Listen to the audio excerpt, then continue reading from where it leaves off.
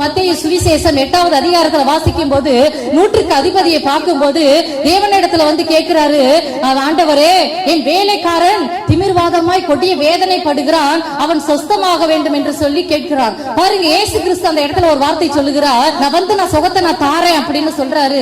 ஆனா பாருங்க, நூற்றுக்கு அதிபதி என்ன சொல்றாரு, என் வீட்டுக்கு வரத்துக்கு நான் பாத்திர நல்ல ஆண்டவரே, ஆனால் இங்க நிக்கிற இடத்துல இருந்து ஒரு வார்த்தை மாத்திரம் எனக்கு சொல்லுங்க, அந்த வார்த்தையினால என்னுடைய வேலை சொஸ்தமாவான். ஆண்டவர் பார்த்து ரொம்ப ஆச்சரியமா பார்க்கிறாரு. இஸ்ரவேலருக்குள்ளாரோ என் தேவனுடைய நாமத்தை அறிந்த ஜனங்கள் இப்படியாப்பட்ட ஒரு விசுவாசத்தை நான் பார்க்கல.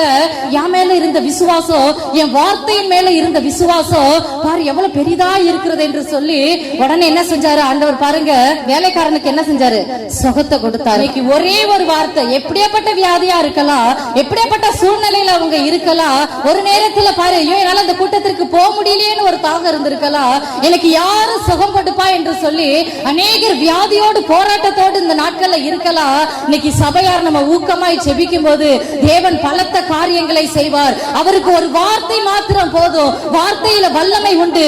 வார்த்தை அனுப்பி சுகமாக்குகிற கர்த்தர் நம்ம மத்தியில இருக்கிறார். ஹல்லேலூயா.